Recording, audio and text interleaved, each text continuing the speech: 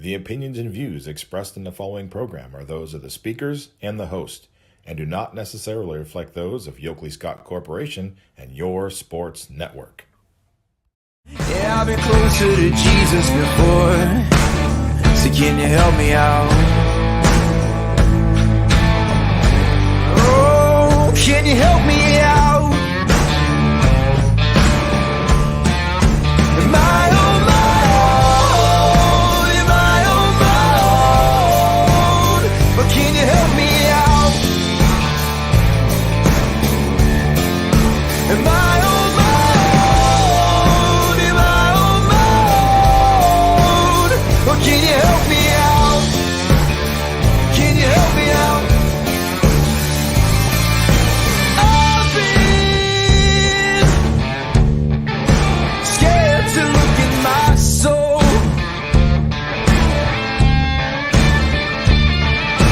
I've been afraid I would follow the road. Yeah, afraid of the things I've been told. Everybody, welcome inside a Wednesday episode of Running Point on ysnlive.com. And Wednesdays are fun because we get to talk a lot of golf. Scotty Minter always in the athletic studios like he is every Wednesday. We have Brian Tolnar from Mill Creek Golf Course as well. And Scotty keeps popping in and out, so we'll try to see if we can keep him in the show. But we also have a very special guest joining us today as well from Boardman, the new AAC champion. She medaled in yesterday's AAC championship. We have Sophia Rivera joining us from Boardman. Sophia, thank you so much for taking the time to join us today as well. Oh, you're welcome. You got it. Let's go. Let's talk about this round yesterday. You shoot a 77. You get the medal in the AAC championship. I know that was a goal for you all season. What did it feel like to put together such an awesome round? I was so excited for myself because honestly, I was very stressed all last week because I didn't do the best last week. I shot a 45 and a 43, which isn't bad, but it's not what I wanted. And so it just made me nervous. But then I was like, if I have a bad week now, next week I'm going to do amazing. So, and I just mentally prepared myself and it worked. You say you mentally prepared yourself. What kind of things do you do to stay mentally sharp on the golf course, especially like you said, after a week that you knew you weren't up to your standard? What kind of things were you doing leading up to this week to make sure you were in the right mental frame?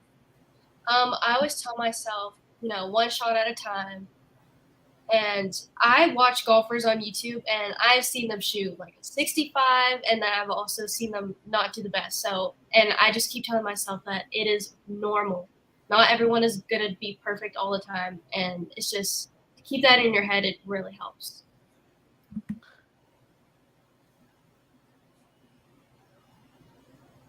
So let's talk about this round. It wasn't the greatest conditions yesterday. It was a rainy day, and you weren't feeling your best. I know that. I know you weren't feeling your best yesterday as either. How did you get through all that? That's a lot to get through and to still shoot a 77. Well, Monday or Sunday, I golfed at the South Course, and right after I was done, I was like, I do not feel good, and I was a little nervous because I thought my body was going to be real sore. But then Monday, I just went to bed early.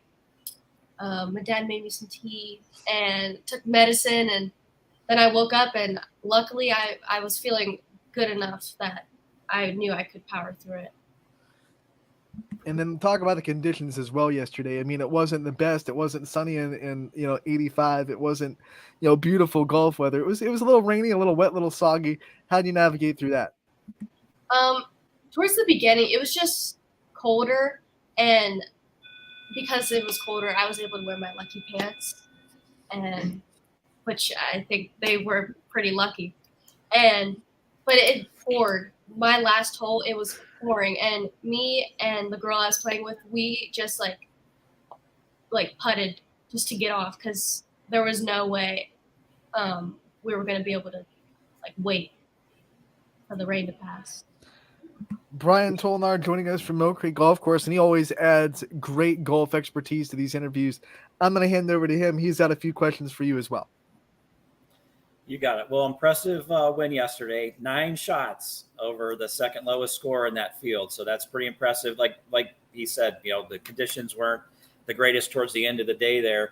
What were some things that you really capitalized on that the other players in the field, seemed to struggle with to put a good score up? So, Boardman and Canfield have one of the biggest rivalries, especially in golf. It's always been like neck and neck every other year. And my goal all season was to beat Canfield. Even though I love those girls, I think the girl I play with helped me do better because we just had fun. But the course was also longer, so I think maybe that had a part to do with it. Or when, say, they would mess up, it would get in their head, which is I do that a lot. But it didn't happen to me yesterday. Maybe it happened for others. Well, I think, obviously the weather changing this time of year, makes the golf courses play a lot different and very similar to what you're going to see come sectionals, district, in a state golf tournament. What's your aspirations as we move along through finishing up the regular season with the 9-hole matches and the league championship yesterday, going into those sectionals and districts? And, what are you focusing on and what are you working towards as you prepare yourself for a run at the state tournament? One shot at a time. Try not to let one bad shot ruin your whole round. And even if the weather is bad, it could, you just have to work with it because there's other people that are working with it. And especially at districts, they're going to do really good. It's very competitive at districts. And last year, I think I let the weather get in my head. Also, a bad shot. My first hole wasn't very good, and that I let it ruin my whole round, and I cannot do that this year. What does a normal week look like for you when it comes to practice?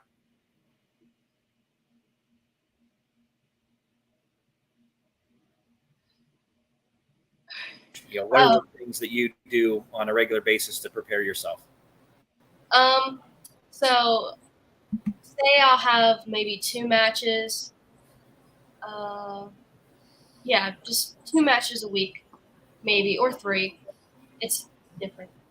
But then I'll go to the driving range a few of those days, and then my off days. And then I'll just try to go out with my friends. Last week I went by myself. And then on the weekends, usually I'll go with my dad and my grandpa, and we'll play 18. And last question from me, and I told you this yesterday, I said, you made me look very good because I picked you to win the individual medalist for the overall tournament, so I couldn't be more happy about that. What are a couple of your things that really makes you enjoy the game of golf and what makes the game special to you?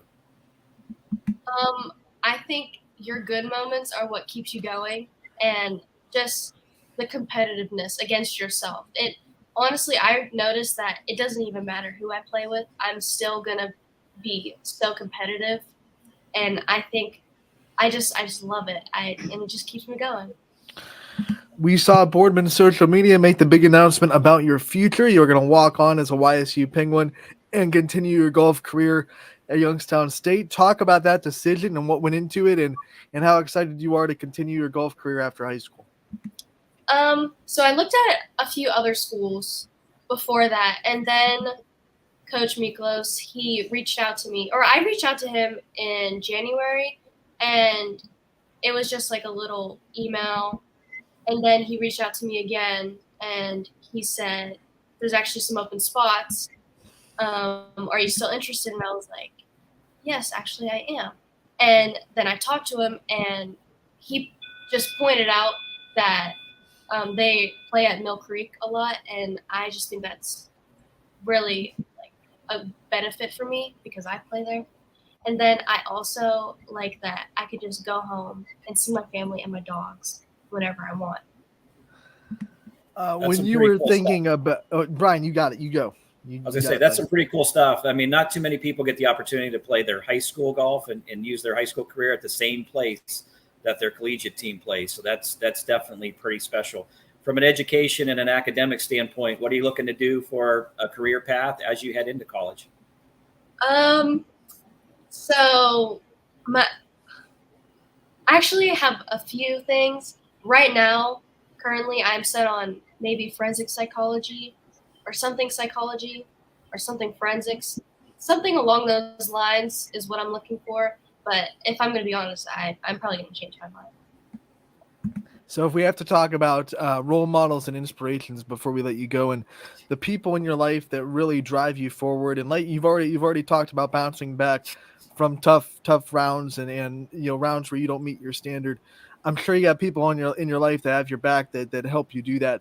Who are the people that you consider role models in your life? Definitely my parents and my grandfather. Last week when I didn't do my best, my mom told me, she was like, it's okay to shoot that. And her telling me that really made me feel better about myself, because I was really just, not being very positive. But it was good to hear that and know that someone else likes that.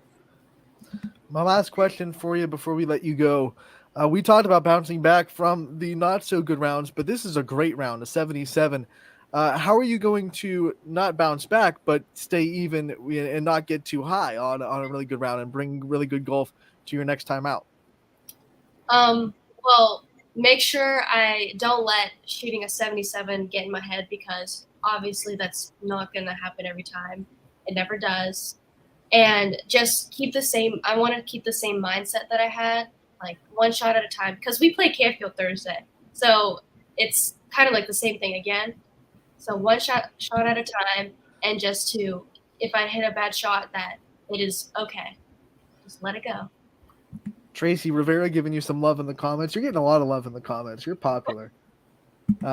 We getting a lot of views, and we thank you so much for taking time out of your school day to come on and be with us and talk about your great round in the AAC championship. Congratulations. Good luck the rest of the way. And we can't wait to talk to you again real soon. Thank you. Great job. Great job, Sophia. Sophia Rivera from Boardman, the AAC medalist from yesterday's outing. Brian, now that we have that taken care of, let's talk about the AAC championship as a whole. Obviously, on the girls' side, Rivera gets the win like you predicted, but you also nailed the team aspect. Canfield gets the team win. What do you see out of both Sophia Rivera and the team of Canfield on the girls' side of the AAC championship yesterday? Well, I think we broke up a little bit there, but I can't emphasize enough what a 9-shot victory means as the individual honors. I mean, usually it's within 1, 2, 3, or 4 shots at the most. She more than doubled that. So, I mean, that's just how impressive Sophia's round was yesterday in the conditions at the latter couple holes that, wasn't ideal and conducive to playing golf. So I think, she got the most out of her game by almost 10 shots. She almost had a double shot, victory yesterday. So I think that's pretty special. And to be able to be the medalist for your conference, I think, takes your game to the next level. So it's super exciting.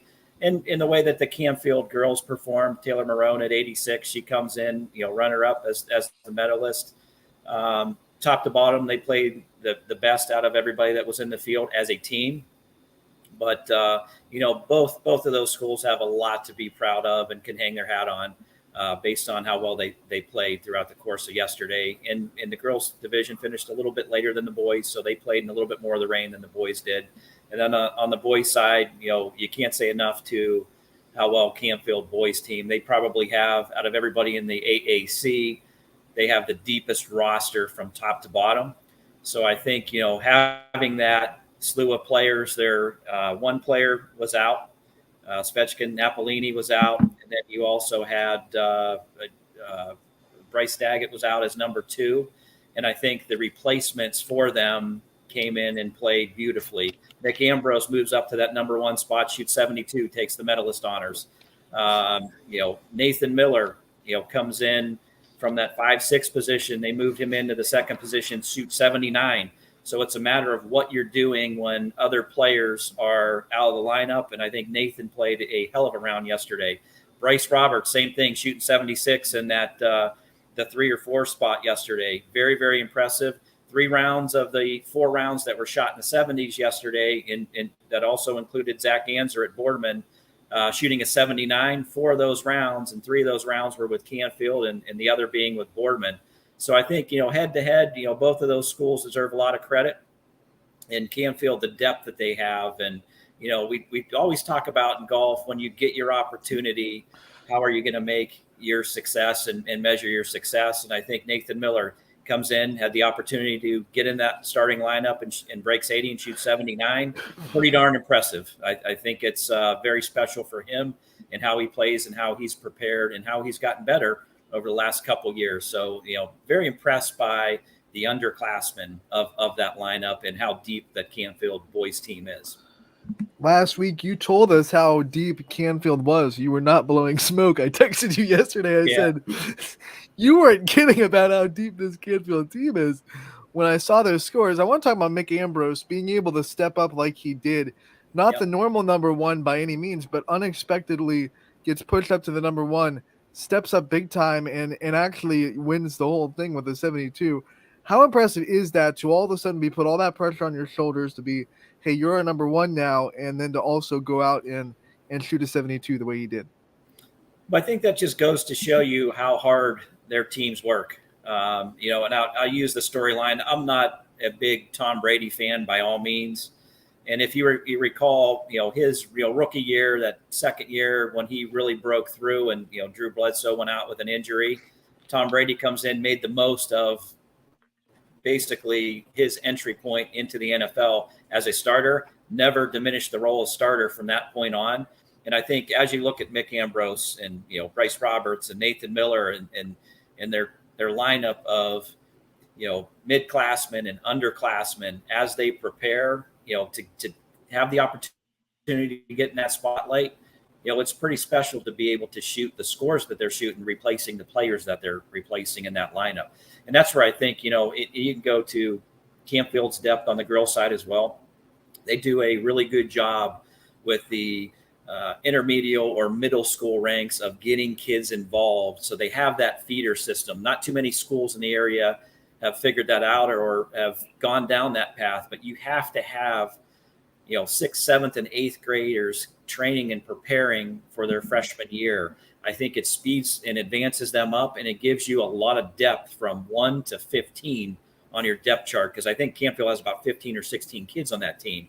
So, their feeder system and what they're doing at the middle school level, getting kids involved and doing some stuff in the fall, I think is, really put them in position.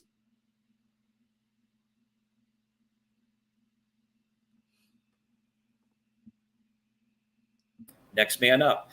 If you have an opportunity to get into that starting 5 or starting 6 when you're playing your 9-hole matches, I think it's vitally important that you are well polished and you're ready to go. And they've definitely figured that out as a program as a whole. And I think Mike Karinsky and Dean Connolly on the other side do a wonderful job of making sure that they have this pool of talent as they go forward. So definitely a special place, and definitely they've got some great players that you're going to hear their names as we move forward from this point on into next year, into the year after, as they go into a sophomore year, junior year, senior year. But, top to bottom, hats off to Canfield. Both programs had the opportunity to win a team title. And then the 2 individual medalists, Sophia on the girls' side and Mick on the boys' side. Like I said, they really made me look good because that's who I picked going into it from last week. And the kids played and performed at the level that I've been kind of watching as an outsider, kind of looking in at what they've been doing through the course of the year between high school matches and invitationals that we host. But, wonderful job and 2 great programs. And, we're happy to have, some of the teams that play in the AAC call Mill Creek home to be able to give them that bird's eye view type of look. We talk about the depth of these teams. How much credit can you give the coaching for being able to get a bunch of kids all playing at the high level that they're playing instead of maybe, like 1 or 2 like we see some teams have? But Canfield coaching staff on both sides, getting everybody to buy into the work ethic and everybody to buy into shooting really good rounds every day? Well, I think it goes without saying, high school coaching, and having done some high school coaching up in New York and a little bit down here many moons ago in Ohio, it's the time and the effort that you put in. There's some great coaches out there that are not doing it for a paycheck, and they just want the kids to learn and advance and get better. And there's some other coaches that are just there for a paycheck. So depending upon what direction your program is in, it's important that the coaches are there for the kids, and they're there to make the program better. They're there to build a program. They're there for the long term. And I think, Mike Karinsky's been in and out of the Campfield program for 20 plus years, going back to almost when I played. And I just think, there's some great coaches that at the end of the year, when you look at your paycheck, you probably work for about 15 cents an hour, but those are the ones that seem to get the most out of their programs and have the time that's invested that's necessary. Number one, have a group that gets good grades in the classroom, number one. And number two, they're practiced well, they're positioned well to be able to play in elite events, like your conference championship, like your sectionals, like your districts. And I think from that perspective, it's how you prepare your kids, to really just keep taking that next step on the ladder that gives your program, monumental success top to bottom, and the depth that they have in building that, feeder system, whether it's the middle school, whether it's junior golf, or whether it's, being part of something beyond just the high school level that gets you rolling into that position. Brian, before we let you go, I want to give you the chance to give Mill Creek the billboard and give them some pub. Mill Creek Metro Park's always a great sponsor for YSN. What's going on down there at the park this week that people should know about? We've got a lot, on the recreation side, we've got Tiny Tyke soccer, just getting ready to go and getting ready to roll here. We've got practices and stuff. So we're excited that on the rec side. We've got about another month and a half of our par 3 course being open. Usually opens all the way through the end of November, and the weather's been really, really good. We've started doing a little bit of aerification on tees, and we'll do some on fairways and roughs. We won't do any greens aerification until after the Roseanne Schwartz NCAA Invitational's over, sponsored by YSU, in basically about the first week in October. So we'll have the north and south courses done then. But the weather's been tremendous through the month of September, and really this past spring. We got off to a great start and been very fortunate. And then the upstairs construction with the Indoor Player Development Center that we are going to launch here probably around or shortly after Thanksgiving. The stonework is going in. The TrackMan units will be installed come Monday. They did the electrical switch over today, so we were without power for a little bit, but it's been back on. We got a bigger power grid. We're going to heat and cool the building for the first time ever in the history of the field house at the Metro Parks. Now we don't have to winterize it. It's, we're going to keep it open 12 months. The food vendor will be in here 12 months. The upside of what's going to happen upstairs and what we've got brewing up there is going to be very special, to being able to give us the ability to give our patrons and customers here 12 months of golf, and give the golf teams that play here 12 months of golf. We'll have an indoor chipping and putting area. We'll have a Callaway fitting studio.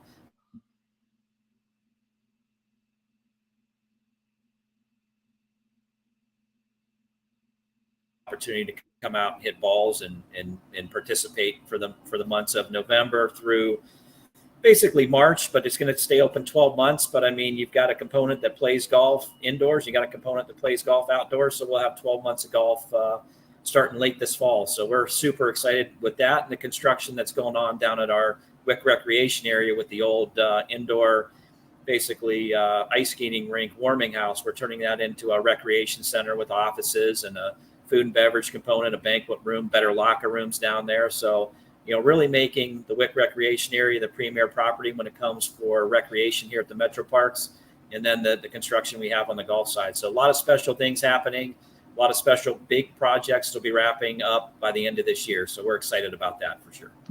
Most important thing you said, the food vendors are going to be there consistently. You put food in the bellies, you're going to make people happy. Brian, thank you so much for good burger and beer and a couple swings makes a good long winter. Yep. Play a little bit shorter. Brian, thank you so much for joining us this week and taking time out of your busy schedule like you do every week, talking about high school golf and Mill Creek Metro Parks as well. We wish you the best week that you can have, and we'll see you back here next Wednesday. Right back at you. Thank you. All right, we're gonna pop Scotty and see if we got him. Scotty, we got you. Yeah, I'm here. All right, here. Scotty. We figure things out at Running Point. Good job. Thank you so much, by the way. Couple shout outs before we go to break. We want to thank Alyssa Birch from Boardman High School for setting up that interview and giving Sofia Rivera a place to do it. And she is doing a great job now as the kind of head of the PR department in Boardman Athletics, kind of a quasi SID, if you would. And Alyssa Birch did a wonderful job setting up that interview for us on short notice after Sofia Rivera won the AAC championship yesterday. So I wanted to give her a shout out and thank her for giving us the opportunity to do that interview with Sofia Rivera. I want to thank Brian Tolar for obviously giving the time. And I want to thank DJ for getting you set up and being able to work through some technical issues down there at the athletic studio to get you back on here on a Wednesday, because we love Wednesdays with Scotty. So we're going to take a break. When we come back, Scotty, we're going to recap the night, and after that, we'll see what's on your mind. It's a dangerous thing. It's always not like Baker dangerous though. It's no, not that. Yeah. We'll be right back on Running Point, brought to you by Greenwood Chevrolet in Austintown. 21 News delivers the news as it happens, using the latest technology from where it happens. Live here outside the Mahoney County. On air, online, Wednesday afternoon weather update. Very dangerous. and on the 21 News social media platforms. I'm on the road right now. 21 News, the Valley's only locally owned source for trusted news since 1953. Craftsmanship to us is 60 years of pride and dedication. Passed down from generation to generation. The hardwood floors that your kids take their first steps on. The solid wood doors you quietly close at night. The things we create, the products that end up turning your house into a home. At Baird Brothers Fine Hardwoods, uncompromising quality and craftsmanship built our business. And it will keep us moving forward for generations to come.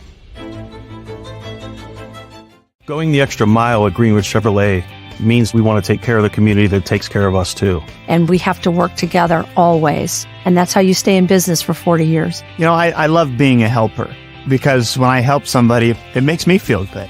It means a lot that I can make a difference in others' lives. So I will do everything I can, and just being there for them every step of the way. I want them to know within the first 5 minutes that they could depend on me. That's what going the extra mile means, only at Greenwood Chevrolet.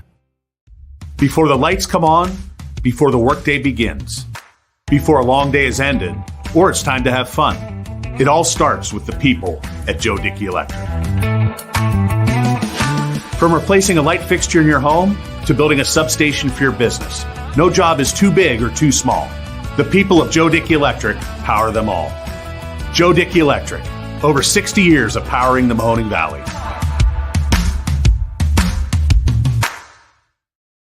Nice little drum solo there in that Dickey Electric commercial. We thank all of our sponsors, but especially on Running Point, we thank Greenwood Chevrolet above our heads for being the presenting sponsor of Running Point. They go the extra mile for you.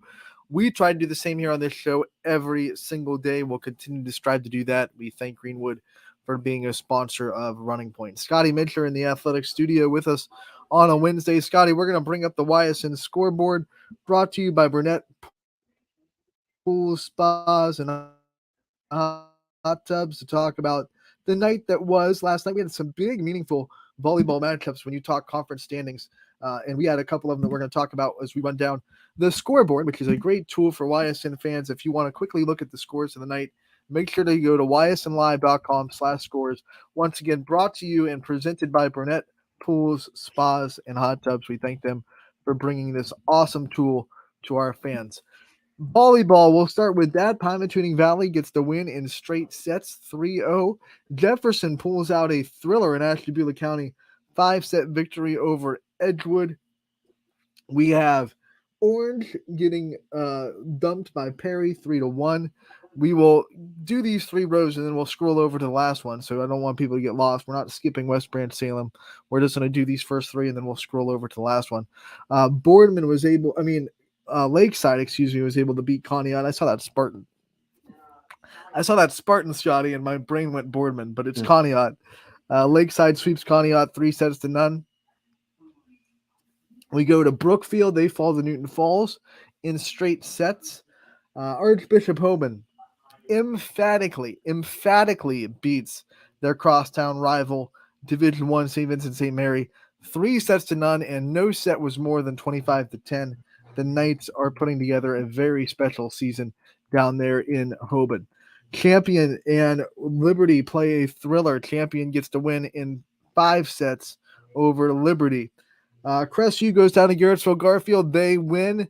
And guess what? It's just the same old for Crestview. They sweep Garrettsville Garfield. They have not lost a set inside the MVAC in over a season. It was 2 years ago. I say this every time, I think, but we have to. It's so amazing that I have to keep bringing it up. Haven't lost a set since Brookfield beat them 2 seasons ago in 1 set. They didn't beat them in the match, but they took a set from Crestview. So Crestview is still undefeated, undefeated in the matches, undefeated in the sets inside the MVAC. And we'll have to do some numbers on how many consecutive matches that is. They haven't lost a set yet this season, MVAC or otherwise. And Crestview's undefeated as they roll into a matchup on Thursday with undefeated LeBray for first place in that MVAC. That'll be a fun one. East Palestine did some damage as they beat Latonia in straight sets. Jackson Milton got a win under their belt. They were struggling. They get a win, 3-1 over Waterloo. Congratulations to the Blue Jays. Hopefully they can find some positivity going forward after getting that dub. Lakeview goes into Girard with first place on the line, and they sweep the Indians in straight sets. A really awesome volleyball match down there for the Bulldogs. We have Lisbon beating Valley Christian 3-0. We have Malvern beating Heartland Christian in 4 sets. Wyndham swept Matthews in straight sets. Middle Ridge, no trap game involved there as they go to Springfield and get the 3-set victory. Poland gets beat by Boardman 3-1. Western Reserve sweeps Sebring in 3 sets. Southern and United play a thriller in the EOAC. Southern comes out on top in 5. And now let's scroll over to the last row, the final row. Let me get the scroll bar here. If I didn't lose my cursor, that'd be great. You know what? I'll just use my arrow. There's my cursor. You gotta bear with Anthony's terrible vision every now and then. So we'll go over to the last row. West Branch sweeps Salem. They win that rivalry matchup 3-0. Campbell, they fall to LeBray in 5 sets. LeBray, a big win there because it keeps them undefeated, and they still have a chance to shock the world and beat Crestview on Thursday and take first place in the MVAC grade tier. We have Niles getting swept by Hubbard 3-0. McDonald, in one of their best performances of the year, sweeps a very scrappy Lowville team, and none of the sets were close. So they really put a lot together. McDonald gets to win at home against the Rockets. South Range sweeps Struthers to end the first round of NEA play and go into the second swing of the league with some confidence. And then the biggest win of the night goes to Columbiana.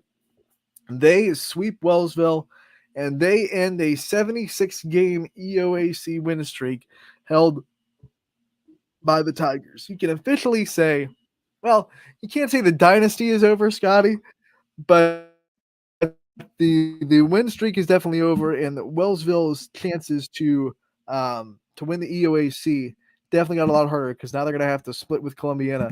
And if they want it outright, they're definitely going to have to hope that Columbiana slips up.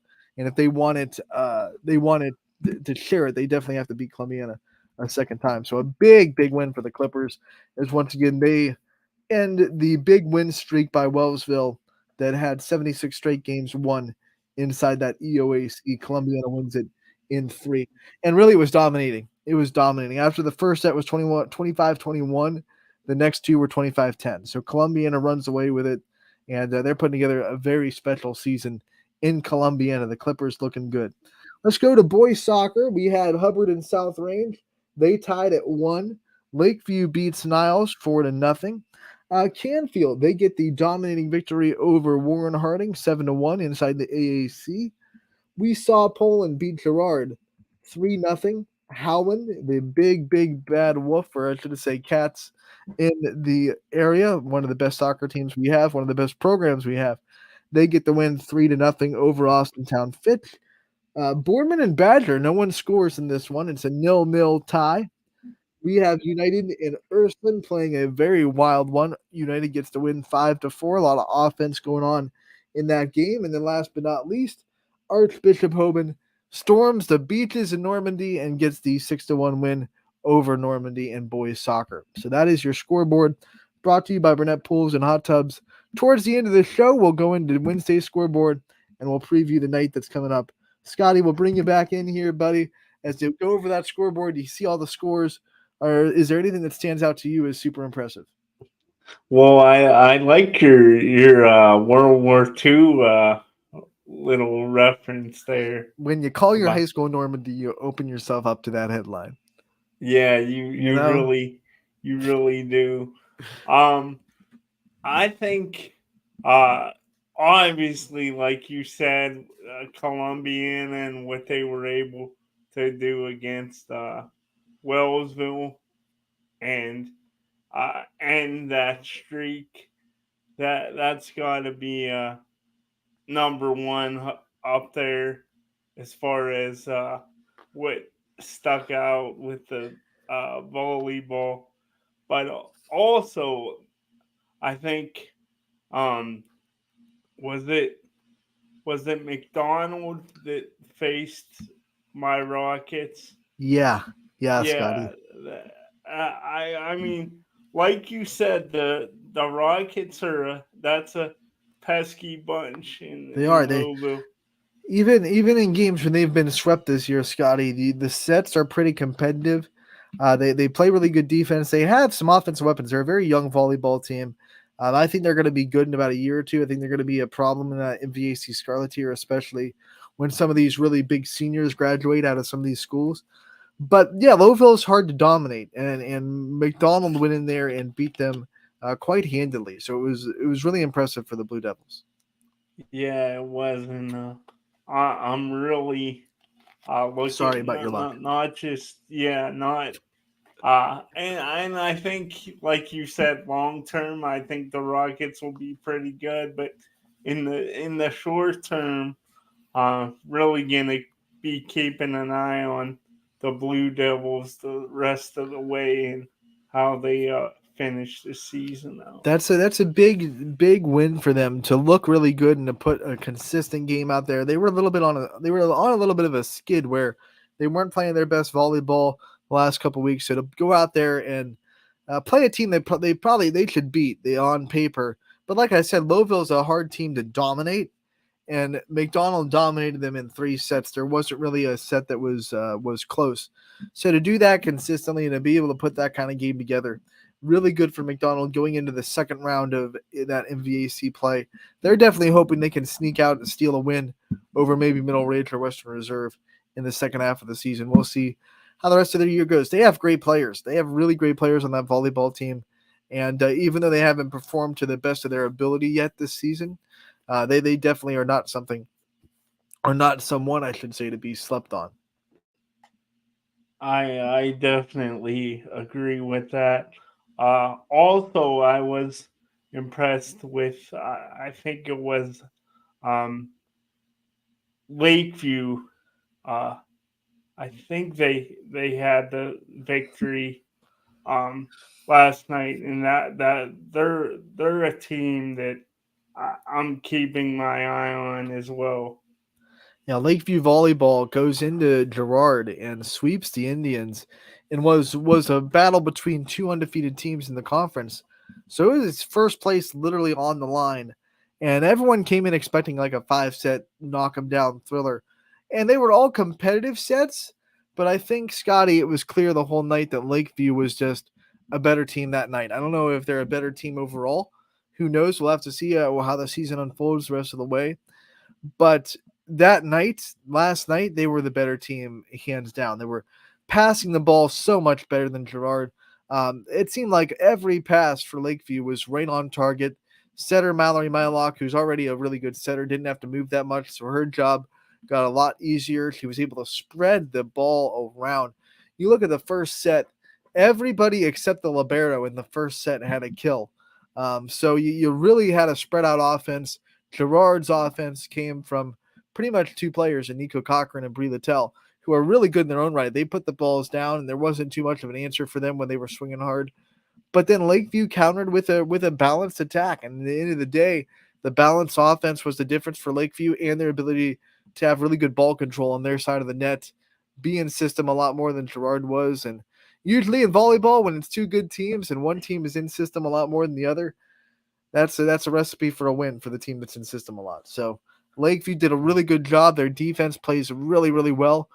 Coach Guthrie previewed that in her coach's corner to preview the season. She wasn't kidding at all. This team is a very good defensive team. They pass really well. They make life easy for Mallory Mylock, who's in her first season as a full rotation setter in a 5-1 offense. Split the 6-2 with Maggie Pavlansky last year. So to see Lakeview really play strong defense, making it easier on their offense that lost a lot of firepower last year. You know, you take away Tara Lytle, who's the offensive player of the year of YSN last season from graduation. You take away Emma Schmader. You lose a lot of kills. A lot of kills are lost. But now they're spreading it around a little bit more. So you're not going to get that night where you have one girl with, 20 kills like you would with Tara Lytle. But you're getting nights with, 5 or 6 girls with 6 or 7 kills, which can be just as lethal. Yeah, balanced attack there. And, maybe, for Lakeview, it looks like, they're still, obviously they're finding ways to win. Maybe it's just a little different formula with that great defense. Yep, it is. It is definitely a different formula. That's for sure. Yeah. Because last year it was feed Tara Lytle. That was the recipe last year. She was a monster. Get her as involved as possible. Most teams didn't have an answer for her at all.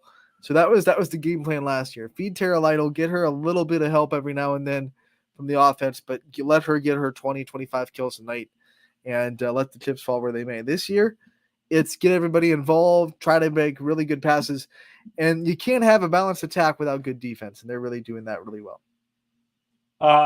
Yeah, just out of curiosity, Anthony, I know you wanted to get my thoughts on some things I have an idea on what I wanted to talk about today. But before we do shift gears here, what is something that we haven't talked about that really stuck out to you? Because you asked me, now I'll ask you about even not just last night, but more recently. Let me bring up the scoreboard again. One of the things that I wish I could have been in this LeBray Campbell matchup in volleyball because it was a great match. Two teams playing each other really hard. And LeBray needed it bad. LeBray, if they wanted to set up any kind of hope of getting the big upset on Thursday and trying to win the league, they need to beat Campbell. They couldn't sleep on Campbell as they're getting ready for Crestview on Thursday. So I really wish I could have been on that game. Obviously, first place was on the line in Lakeview, so that took priority to be there. But that LeBray Campbell game was such a good volleyball match between two teams that really wanted to win in that game. Props to the Vikings for pulling it out. They'll go into Crestview on Thursday. Scotty, this is something that I'm going to be saying for the next 3 days until we get to Thursday night and Friday recapping Thursday. Grace Hour has the opportunity on Thursday from Crestview, Grace Hour from Crestview, to do something that I don't believe anyone in this area has ever done. I can't find anybody. I've been digging all week. Coach Hour has been digging with me. She can't find anybody. And I'll tell you, if Coach Hour can't find it, like she's a volleyball encyclopedia when it comes to players in the area that have done stuff. We haven't seen anybody do what Grace Hour is going to do on Thursday, which is Hardy has 1,000 assists in her career as a setter. She's gonna get 1,000 kills. She's gonna get 1,000 digs. That's a three-peat in the 1,000 club. We have a couple of players that do 2. No one's done 3. Not in the area. Maybe not in the state. I don't know. I can't dig through the statewide volleyball everybody's career and see who's gotten three of those categories. But it is so ultra rare to see someone get 1,000 in all 3. And Grace Hour has a big chance to do that on Thursday against LeBray. Assist, kills, and digs. And Diggs. Wow, that's already has 1,000 assists. Did that last year, going for the kills and Diggs on Thursday, and she's less than 20 on both of them. So odds are she's gonna get them.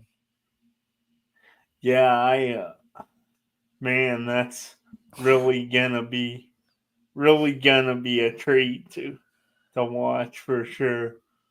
This Crestview team, Scotty, they've been good. But I think they're the best Crestview team I've seen them have in a long time, in ever. Probably, but I think Coach Howard would say it too. Best Crestview team ever right now that they're putting together on the floor right now. They're mature. They're playing really good defense consistently, no matter who they're playing. They're putting teams away quickly in these MVAC games. They're consistent. They're not making errors. Abby Emsch grew even taller, so now you have like a 6'3" middle blocker, which is almost impossible for a lot of teams in the area to even contend with because you can't coach height. And if you don't have someone that's 6 foot or plus trying to block her, she's going to have a field day. I think this Crestview team better than last year, and last year was pretty dang good. So it's gonna be exciting to see what they can put together throughout the rest of the season. For sure, certainly. You being like having, an expertise in volleyball. What do you think when it comes to the assist, kills, and the digs? You talked about that rare feat. It really is because you can see someone if they're a 6'2" setter. 6'2" for people that don't know just means that you rotate with another setter, which Grace Howard does. She's a setter when she's in the back row. She's a hitter when she's in the front row. But most 6'2" setters aren't also the main attacker when they're in the front row, and not being a setter. Most of them are just there for most of them actually get rotated out. They have someone else be up there in the front row to be a hitter. When you run a 6'2", you want 3 hitters in the front row. That's why you do it. You don't want your setter to be in the front row and take away a hitter's position. So you don't see a lot of setters that are in a 6'2" offense that are also the team's leading hitter. It just doesn't happen. So you get the kills. A lot of setters get the assists and digs, and there are really good volleyball players that have been able to get kills and digs because they're full rotation players and they're really, really good. They've gone on to do really great things. Kristen Osborne for Heartland Christian, I think, is the most recent that did that. She has the state record for most kills in a season, graduating, I believe, 2014. But you almost never see someone do all three because if you're getting assists and digs, you're staying in the back row as a 6'2" setter. And if you're getting kills and digs, you're usually not setting too much. You're usually not your setter. So to see someone do 1,000, 1,000, 1,000 is ultra rare. I don't think it's ever been done in the area. If someone knows someone that's done it, please prove me wrong because I've been digging for the last 5 days and I can't find anybody that has done it in our area ever. So it's going to be a special night in Crestview on Thursday. Looking forward to that for sure. Anthony, if it's okay with you, I thought we can switch gears a little bit to let's switch. Let's go. The high school gridiron, and right. I wanted to talk specifically about Austintown Fitch this season, and they obviously they started the season with a super convincing win. Yep. 1-11, and then week 2 they had that. I think it was Central Valley and PA. They had that game where many people were stunned that they lost it and thought they really had control of that one.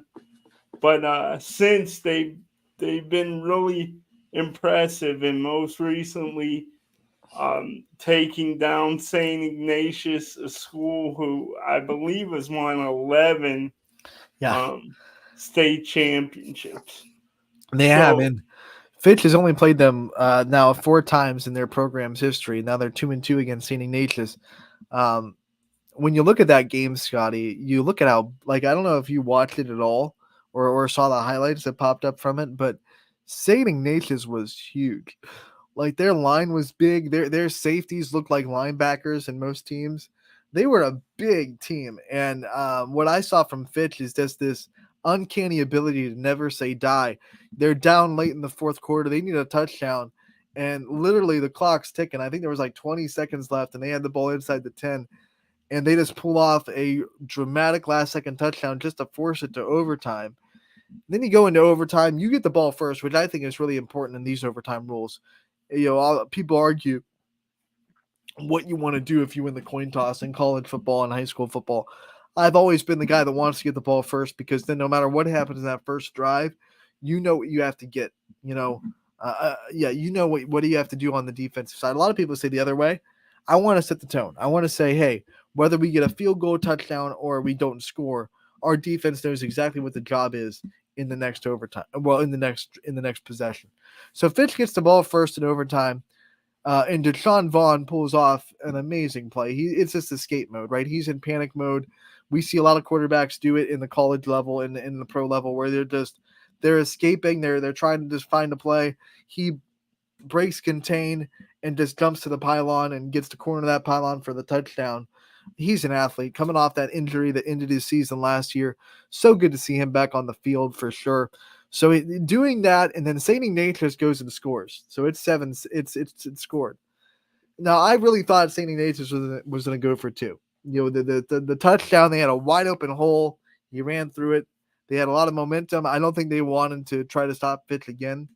So I really thought, okay, they're going to go for 2. And important to note that it's the first-year head coach for St. Ignatius. Their legendary coach retired last year that won all those state championships that you were talking about. First-year head coach, maybe some inexperience, calls a timeout, and then goes out and kicks the extra point instead of going for 2. And then the next offensive possession, I'll tell you what, that offense for St. Ignatius did not look confident. Like, they didn't look like that killer mentality. We're going to go and score and put the pressure on Austintown Fitch. The Falcons held them to, I think, maybe like 2 yards in that drive, and they had to kick a long field goal. They miss it. Fitch, all they have to do now, get a field goal.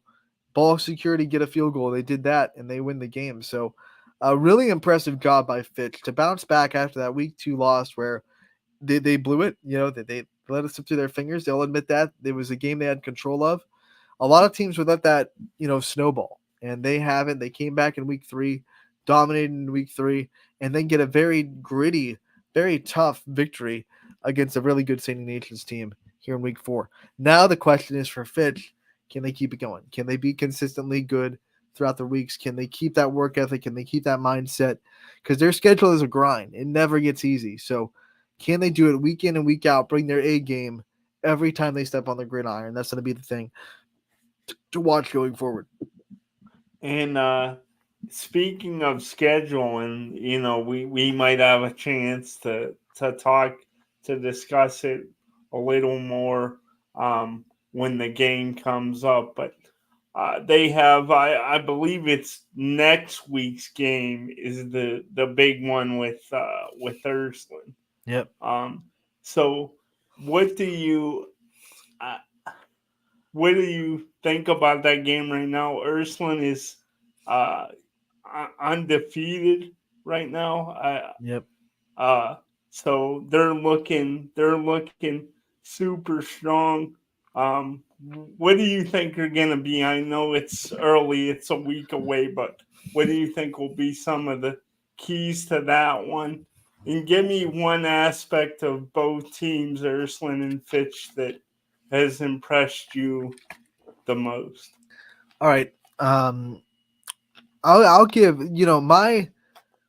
my sneaky suspicions of that game, and we'll see how this week goes and what both teams look like this week, and we'll have more film to kind of dive into when we talk about week 6, of course.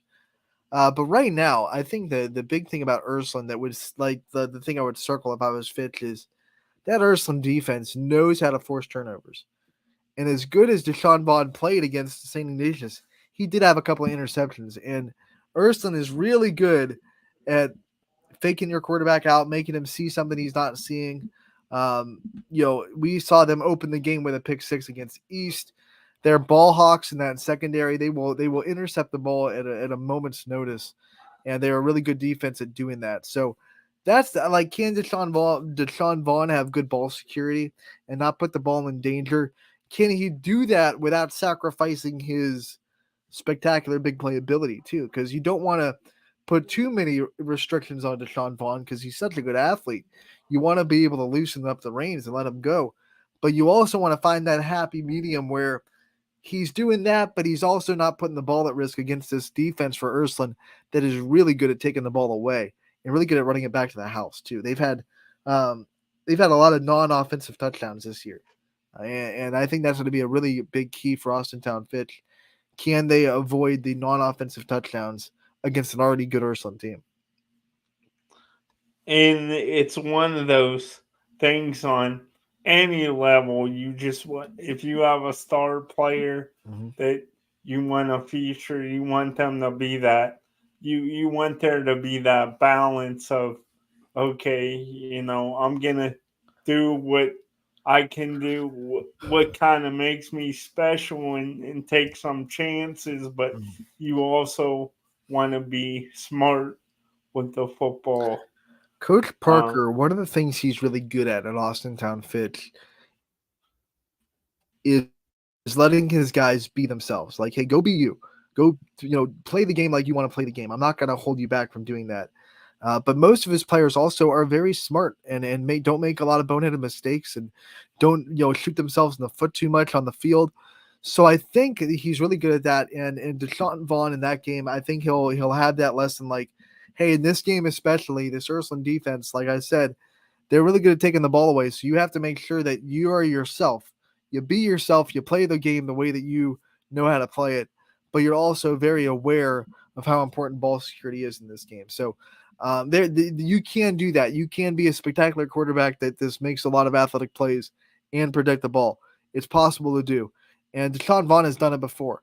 So TJ Parker, I think in that week is going to be hammering it into his head like, hey, we have to protect the ball, but we can't let that stop you from being you and doing all the really spectacular things that you're doing on the football field. So, and then Fitch can take away the ball too. I mean, they've forced a lot of turnovers this season. Deshaun Vaughn actually is a very good secondary player. So, we'll see how that works on the other side. But Ursuline, they have been pretty good at keeping the ball in their possession this year, which has been a trouble spot in years past, Scotty. Last year, they did have a lot of turnovers, and they've been really good at keeping that in check this year for the most part.